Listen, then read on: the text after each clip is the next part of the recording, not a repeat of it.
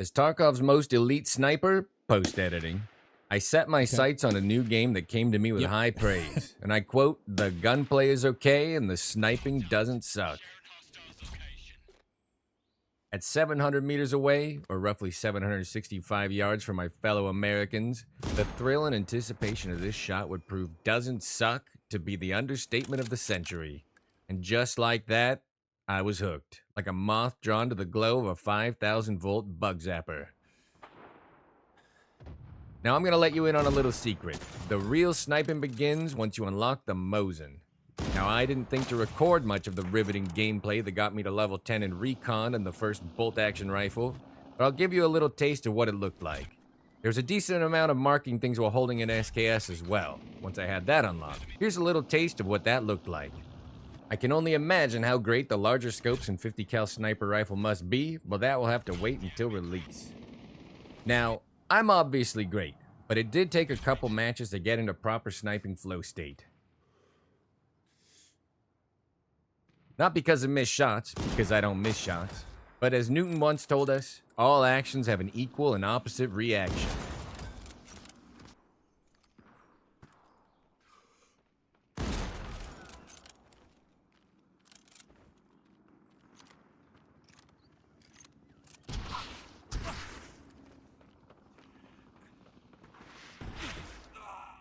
And in a game where the binoculars highlight players you may have missed, a veritable sniping double-edged sword, the important moments come between the shots. After all, we're dealing with the most deadly, serious, and highly trained killers to ever grace the battlefield.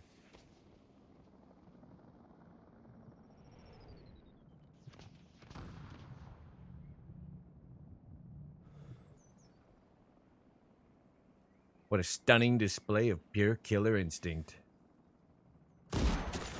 I decided to focus on maximizing my distance, concealment, and repositioning after a few kills to keep my enemies on their toes. The amount of follow-up kills you'll get on the enemy as they are hard focused on where you were when you last shot will really start to rack up the dollars and XP.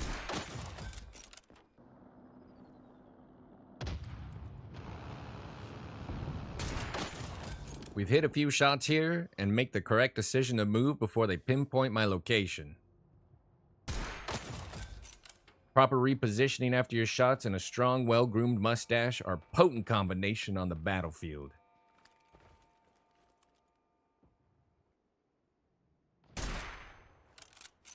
We can see the target is looking at my last known location, proving just how important moving was, and a second target has set his sights on us.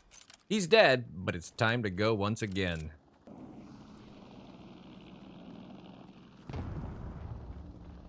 We've got one last kill to show just how powerful repositioning can be as a sniper.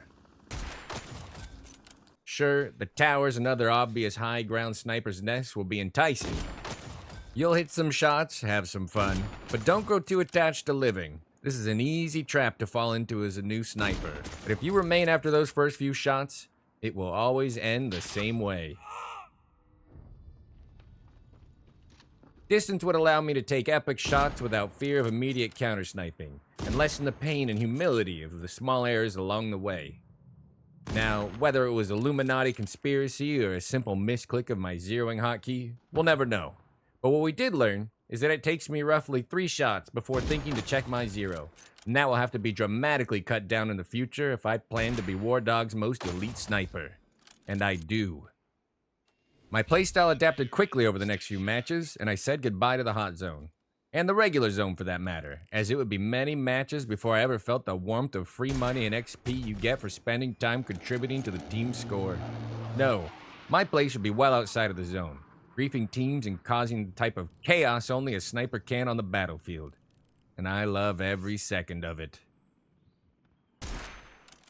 Just making this video and reviewing the fun I had sniping, it's been years since I last felt this excited about the release of a new game. I mean, look at these running shots and tell me with a straight face you aren't slightly aroused. Target down. Proceed with caution. Amazing, aren't I?